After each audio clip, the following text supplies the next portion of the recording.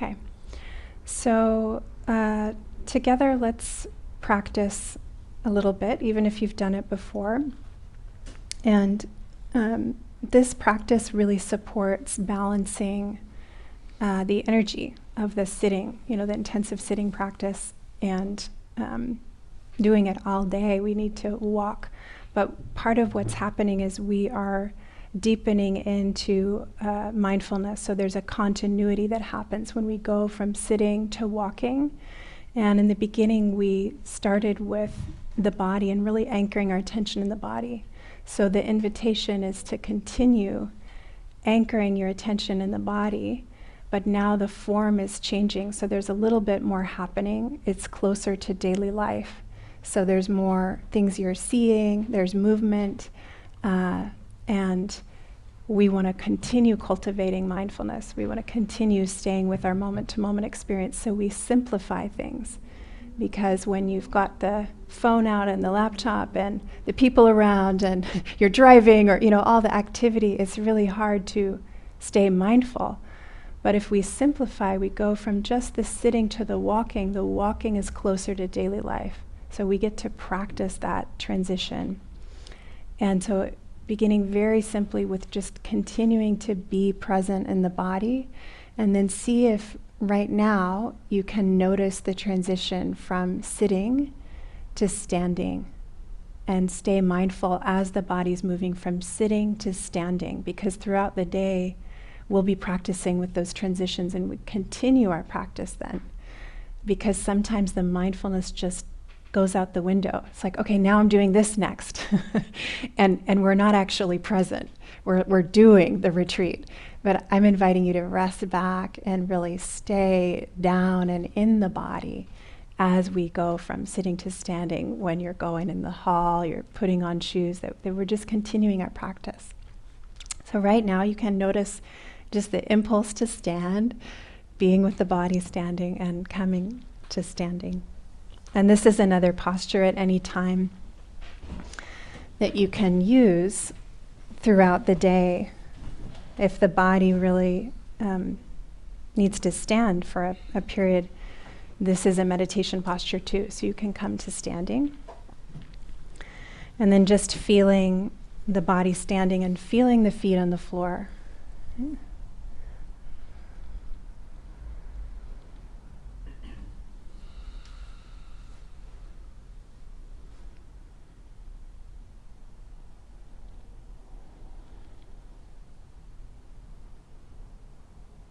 And you can just notice if you're waiting for something to happen now. So just standing, just being in the body.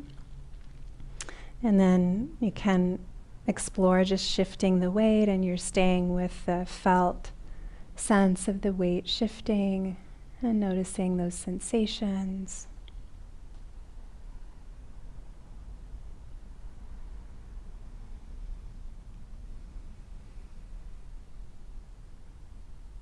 And it's transitioning from all this doing and activity into this space of being, just being with the sensations of the body, particularly the feet. And so when you are doing this as a meditation, you're going to come to standing, and you're going to choose a pathway where you'll walk back and forth, maybe 10 or 15 paces. And those of you here at the center, you can go out into out that door there. There's a little parking lot, and it's not being used usually on Saturdays. I think there's 1 car, 2 cars there. So you can do walking practice there. You can do it on the street. You can also go to the strip, the median in the center, which is really an interesting practice. The cars are going quickly by you, and you're walking slowly, and they think we look like zombies. They don't understand what's happening here. But you can practice there or out there on the street. And I'm realizing I'm wondering, is there someone who'd be willing to be a bell ringer to bring people back inside? Who would volunteer for that? Oh, great. Thank you so much. Ben, right? Yeah. Okay, so maybe about 10 minutes before, to give people a chance to come back in. And so just being aware of if you need to get a drink of water or bio break, to do it right at the beginning or before we come back in here, so we're all back at the same time. So you're choosing your pathway, and those of you online, maybe it's outside if you have an outside place or somewhere in your home. And you stand, feeling the body standing as we just were doing, dropping the attention down to be in the feet. And then you're shifting the weight. You're lifting the foot and placing it. You all can do that and feel the sensations. And you might notice that as the mindfulness deepens, the body wants to move a little bit more slowly. You don't need to move so slowly that you're going to lose your balance or be concerned with it's supposed to look a certain way. It's really about feeling the sensations and the body and the mind being in the same place. So the feeling of the feet touching the ground. The attention is really drawn inward, so it's not like when we're out taking a mindful walk. We're just here as a meditation. And then when we come to the end of our pathway, we're standing again, we're feeling the body standing. And then this is a really exciting part, we're turning. And we're walking back the other way. So it's a very simple practice. And part of that simplicity helps us actually start to really drop into mindfulness. And you might notice, different thoughts are coming and going, getting busy, getting lost mindfulness, no problem. You just come back, feeling the feet again, coming back to the body, moving, and then turning. So you're just walking back and forth that way. And for our timing, we'll come back. Let's see here. I'm actually on time. I'm amazed.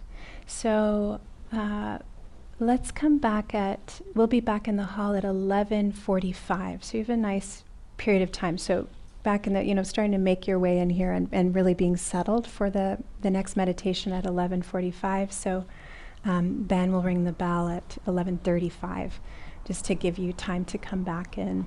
So don't go too far that you won't hear the bell. Sometimes you get really in a groove and then you're down the block, and so you want to choose your pathway so you can make your way back. So just that 10 or 15 paces nearby. And so enjoy your walking meditation. Thank you, everybody.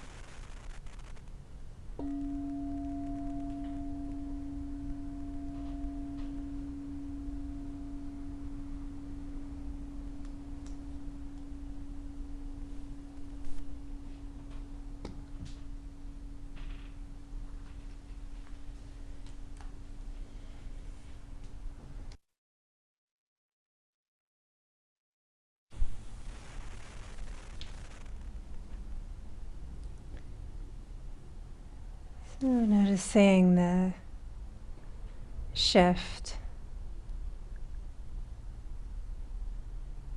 from movement back into stillness.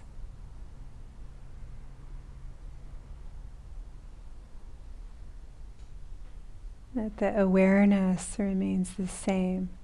The mindfulness is right here.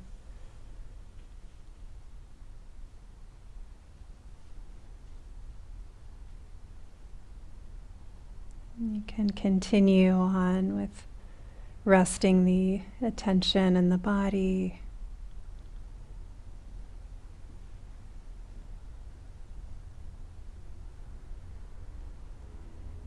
Settling into a posture that supports your being both alert and relaxed.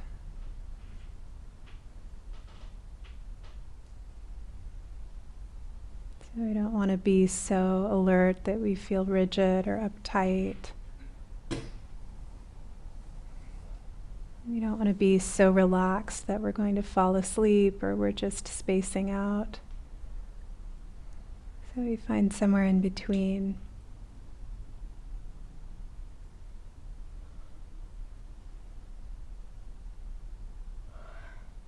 Noticing the touch points of the body.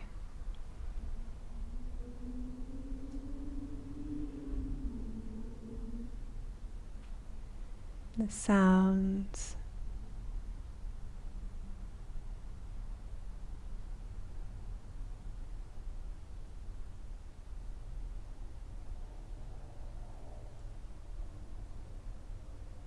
Perhaps being with the breath again.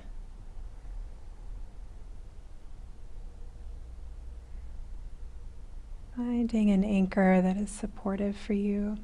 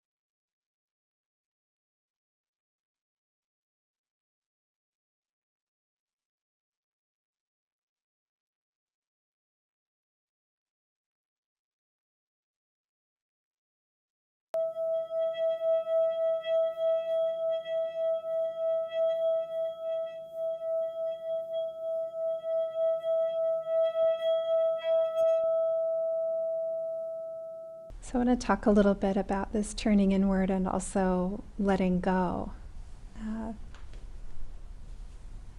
There's an interesting quote, very interesting quote for these times. It's a person named Bayo Akomolafe, and he's a writer and a professor and a psychologist and an activist, and I was introduced to him through Aya Santuchita, who's a nun in the Theravada Buddhist tradition, and she does a lot of work around supporting the earth, and sometimes I teach retreats with her. And she quotes him often, and so the quote that he says is actually an African saying. It's, "The times are urgent, let us slow down." The times are urgent, let us slow down. And this is what he said about hearing that. He said, "The first time I heard this African saying, I knew I'd happened upon something important, something that needed to be shared at this time when the theme of urgency, the subject of the 11th hour, and the prospects of an apocalypse scenario, World War III, climate change disaster, Trump, are now familiar tropes in our conversations about the future.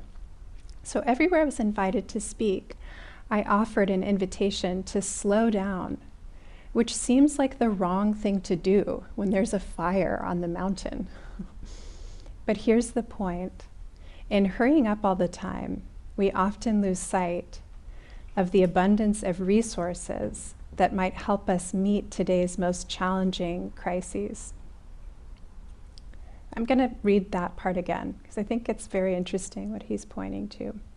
In hurrying up all the time, we often lose sight of the abundance of resources that might help us meet today's most challenging crises. We rush through into the same patterns we're used to. Of course, there isn't a single way to respond to crisis. There's no universally correct way. However, the call to slow down works to bring us face to face with the invisible, the hidden, the unremarked, the yet to be resolved. So there's something really interesting to me in this paradox, during this time to take a whole day and slow down this much and turn inward when you might feel things are urgent, and whether you feel that on a collective level or you just feel that in your own daily life of like, I have so many things to do, I have so many things to attend to. There's something different that happens when we slow down this much. And in my experience, it's we uncover, of course, insight. That's the tradition we're practicing in. So we actually begin to see things quite differently when we practice mindfulness continually. Mindfulness begins to make contact with our experience, and then something shifts. Something opens. We see things differently. Even in the walking practice, you might have noticed that.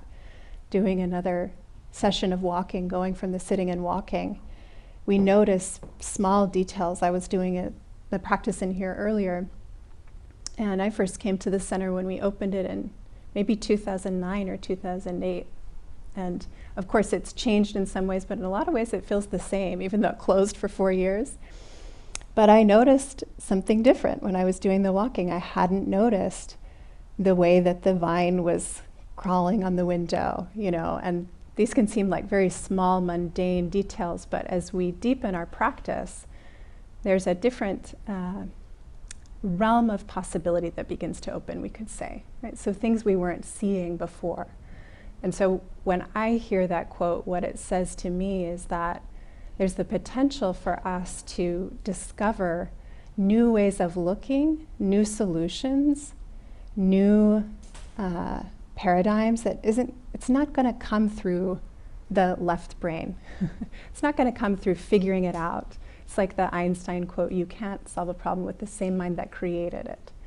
And so in the same way, whether it's collectively, as he's talking about, or it's personally for us, the ways we go around and around in our own minds trying to fix or solve or figure out something, we're not going to think our way out of dukkha. We're never going to think our way out of the fundamental truth of suffering. But the mind thinks that we're going to, once and for all. And it's not like that. So when we slow down, it's not that we're turning away from all the challenges and everything that we really need to attend to, again, personally or collectively. But it's this sense that we can access a deeper quality of wisdom that is underneath that habit mind. Yeah. So when we sustain attention and we truly get quiet with ourselves in this way, we have more access to intuition, and we can give ourselves the chance to live from more wisdom. So we talk about aiming our attention in this practice and then sustaining it. And this is very important because without sustaining our attention with experience long enough to get quiet in a very noisy and distracting world, it's hard for us to access that deeper kind of wisdom, right? That intuition. The civil rights leader Howard Thurman used to say, "There's something in every one of you that waits and listens for the sound of the genuine in yourself. It is the only true guide you will ever have." So that's something in us that waits and listens for the genuine. If we don't actually get quiet and learn to aim and sustain our attention on what's happening, we won't hear that. It just gets covered over. Yeah. So I reflect on, the power of our practice often, and how would our world look different if we were to all sustain our attention, our mindful attention long enough with our present moment experience to begin to hear that, to hear that sound of the genuine, and to move from insight or from understanding rather than, our reactive and very distracted minds. So this is what all of you are doing. You're all touching into that here, and it's, moments that are pleasant, moments that are unpleasant. It's not really about that. It's actually about seeing clearly, right? Getting quiet enough to really see. And then noticing, where we're holding on, where we're tight, whether it's, the story in the mind that we can't let go of, or you may notice just the body, like sitting and noticing, the body has a habitual bracing posture, or whatever it might be for you. So when we notice we're holding on, that we're tight in that way, we begin to practice letting go, letting go. When we can't let go, when there's something that we're stuck on, whatever it might be, whether it's, again, story in your mind or particular view, something we're attached to, we're bound by what it is we can't let go of. Right? We get stuck. We're bound by that. Right? So the mind, thinks that by accumulating more, that, then we'll be happy. And that sense of more, or reaching outward, even if we're temporarily satisfied in a moment, it's not the same as the deep peace or the contentment or the freedom that comes from letting go. Yeah. So this is very counter to our conditioning. In the West, this kind of more, bigger, better, especially now more information. And of course we care about what's happening in our world, but without time to really digest or metabolize that information, we're just reaching for more information. it's not so helpful. Right? So we need to practice so we can calm our reactive minds and be willing to see clearly into the actual processes of the mind and heart through our meditation and Dharma practice. So there's a phrase where the Buddha would talk about contentment as the greatest wealth. And there's a lot of discontent. It's very easy to feel restless and dissatisfied, and this is part of why we practice, is that we're opening to a deeper kind of well-being, right? From this letting go, saying no to that more all the time, our busyness, our turning outward. So what I'm really talking about with this letting go is often spoken of as renunciation in our practice. Sometimes that word can bring up like ideas of monastics, like when I was talking about Ayasantacita, can feel quite something we don't relate to, but actually all of you are practicing that by being here today, because there's a letting go of that outward turning, that busyness, that grasping after more information or more doing and turning inward. That's already a renunciation. So every time you're practicing meditation, you are letting go of something. You have to put down other activities, other things, just to be available to practice. So when we practice letting go in that way, when we practice, saying no to spending our time in other ways, your time is precious, but you're here. You're not doing other things. So when you do that, you're saying yes to something else. So that can be really helpful when you're thinking about renunciation in your practice. It's not about getting rid of or saying no or turning away from, but it's the letting go of what it is that binds us to suffering. So we might not see all those habits of how we're reaching out for more information, the momentum of the busyness, the momentum of the doing, right? Until we put it down and we begin to feel the relief. Right?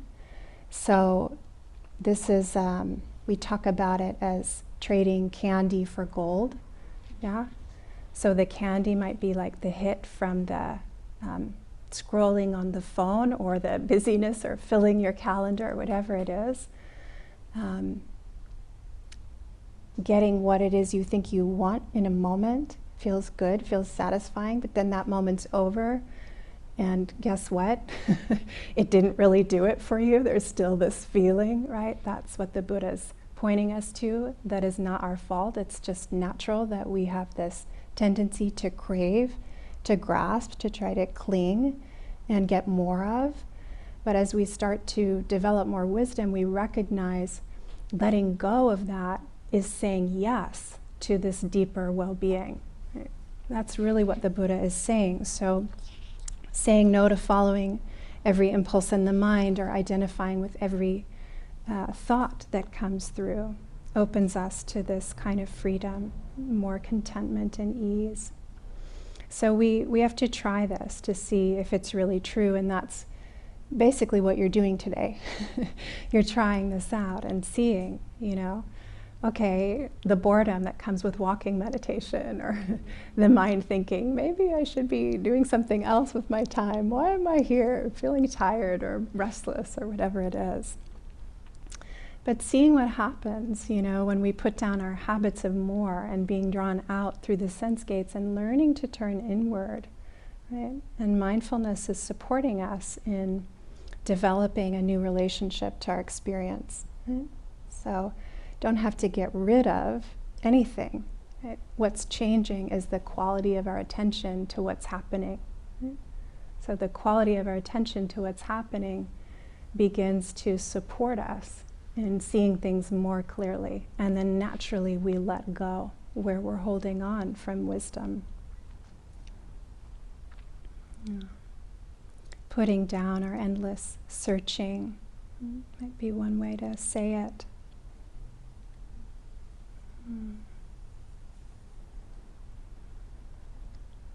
There's a book, if you're interested in studying the teachings around liberation from the insight meditation tradition, which is where Insight LA is rooted. We have both Buddhist classes and then we have secular mindfulness teachings here. But this book is called The Island. It's an anthology of the Buddha's teachings on Nibbana. So really going deep into freedom. And in this book, there's a phrase from the suttas where it says, subdue greed for sensual pleasures and see renunciation as rest. So again, we can hear that and think that doesn't apply to me. I'm not a monastic. What is that meaning? But sensual pleasures is not saying we are not enjoying the beauty or the pleasures in life, but notice greed. Notice that word. That's the key word, right? It's the greed, it's the craving, it's the relationship to experience where we get caught.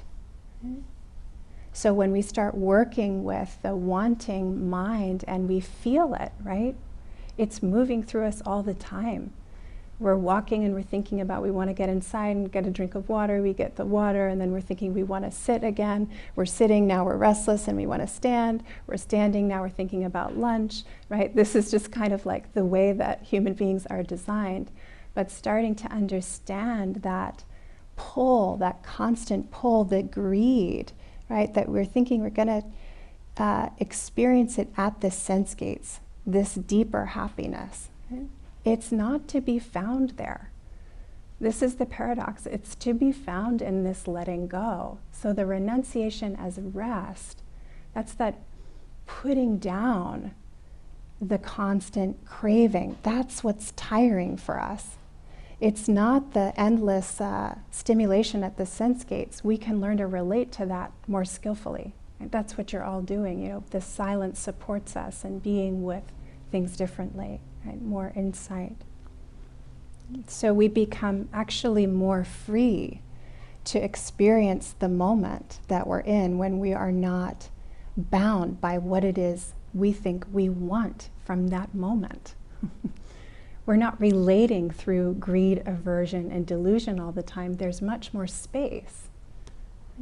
This is available to us, but we don't remember that because we get caught in that turning outward all the time.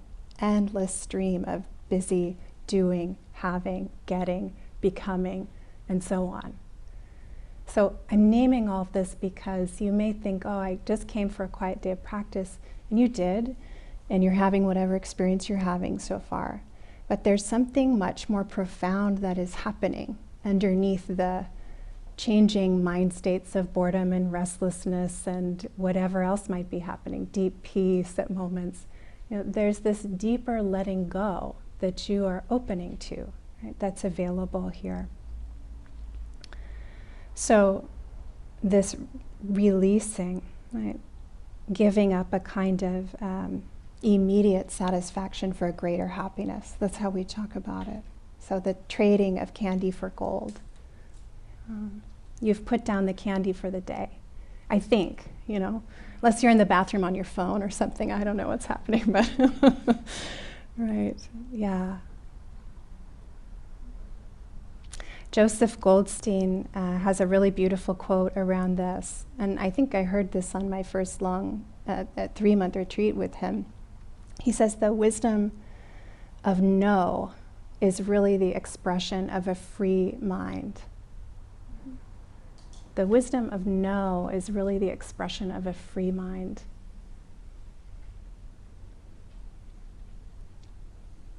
So,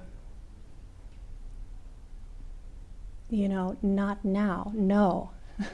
No to that habitual thought pattern.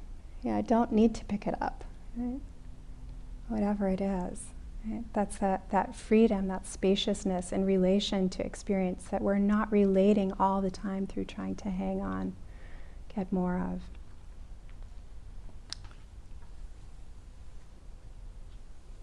So you might pause and just reflect, what is it that for you is like the candy, What is the candy for you? What is it that you might want to explore letting go of in support of this deeper well-being?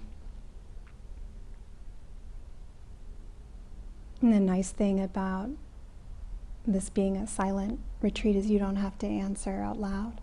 If I were in class, I would ask all of you to respond to me.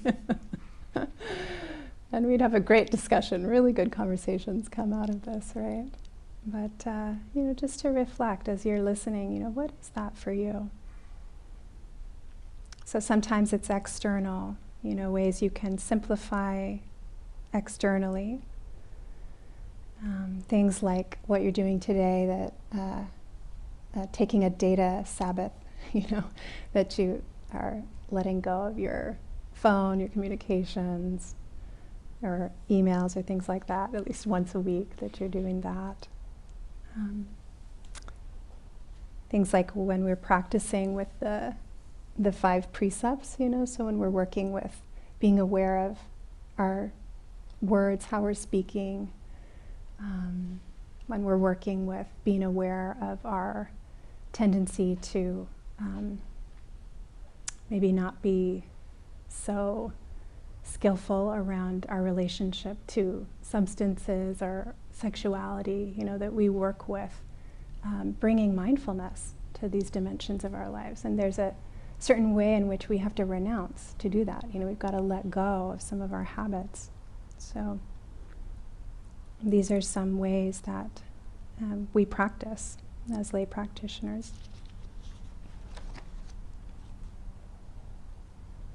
Maybe for you it's letting go of your attachment to views and opinions. That's a hard one. The Buddha talked about views and opinions, like there's a thicket of views. There's a whole sutta about that.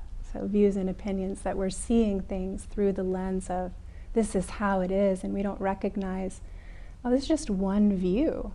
This is just one view. Or maybe for you it's controlling conditions. This kind of trying to get everything just the way we want it, and then life is always happening in this very uncertain way.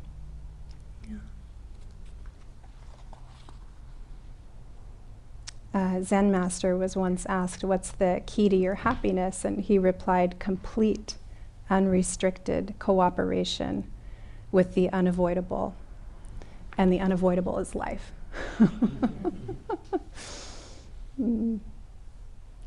So that's a kind of renunciation of thinking we're in control.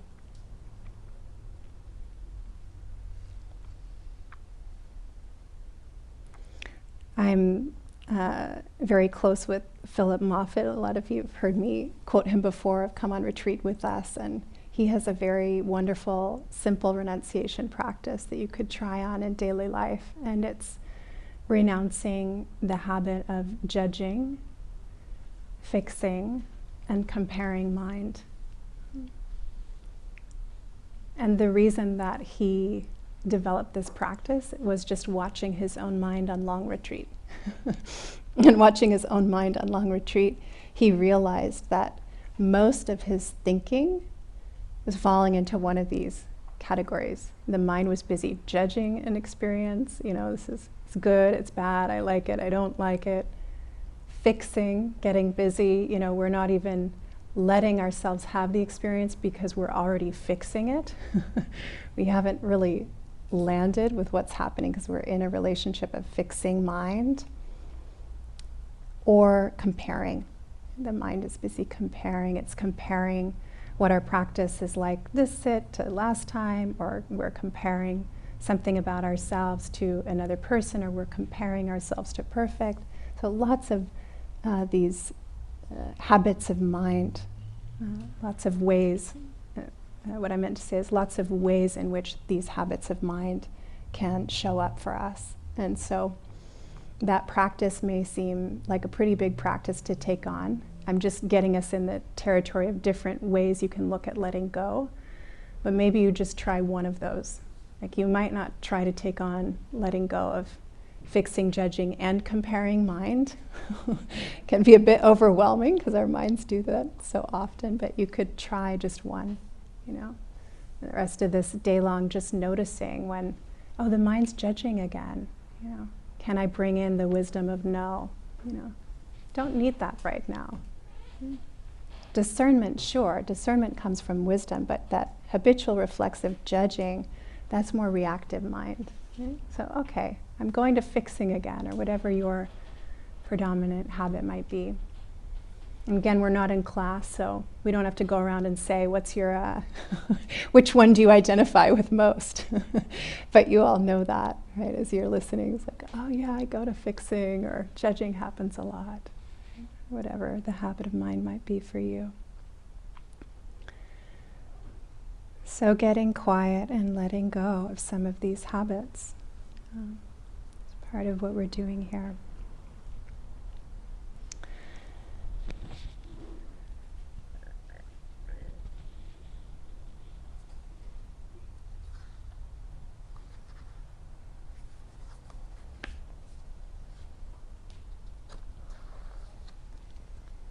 So for the rest of the day, you might just continue with this reflection.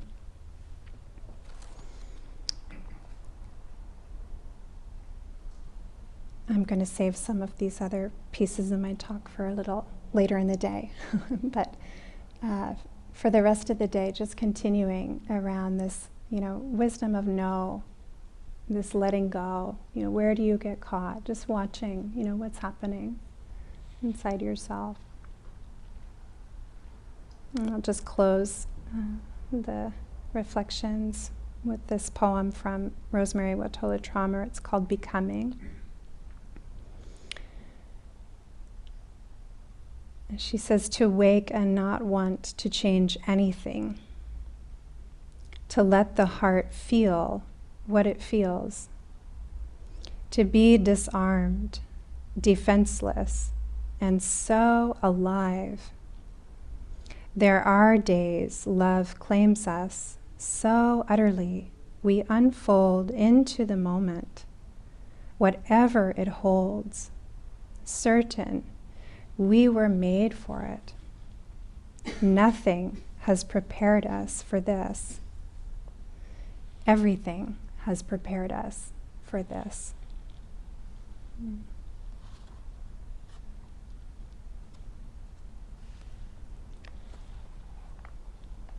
So let's just sit together for a moment and let the words settle.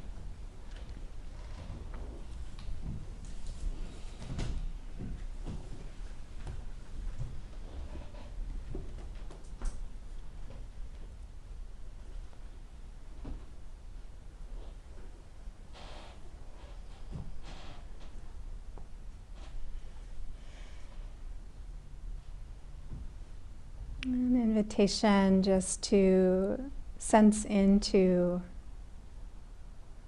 this letting go that all of us are working with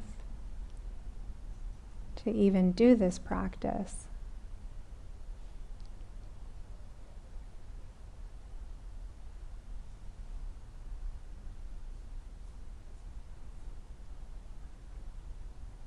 And the possibility of opening space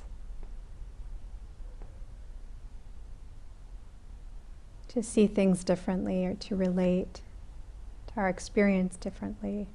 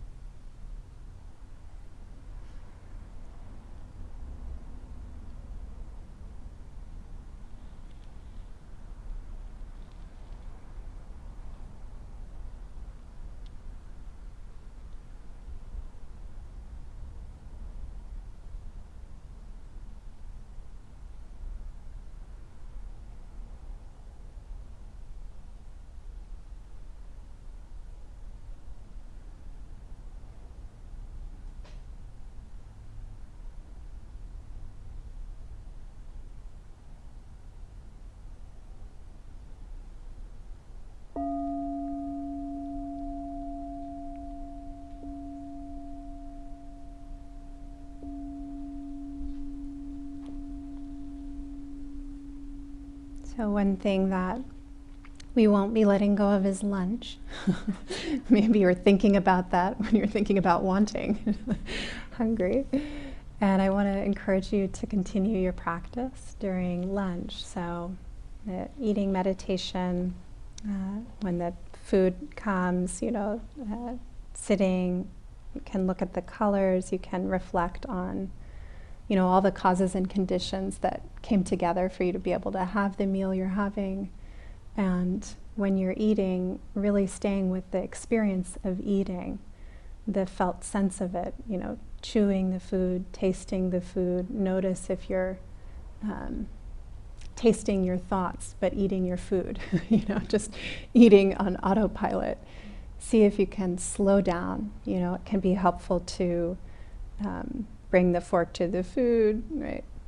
Fork to mouth, chewing, swallowing, maybe putting the fork down. You might notice that fork's maybe already loaded up with the next bite. We just don't notice. We're just on autopilot with eating often. So it can really be a whole practice. And then what happens, at the end of the meal,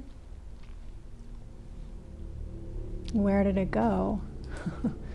Being with that empty plate, or the ending, being with the ending of that experience. And it's amazing, right? The food, it just literally becomes us. Where does it go? Right? So interdependence is a real lived experience if we really pay attention with mindfulness. So you can explore that in your eating practice, and you're welcome to eat in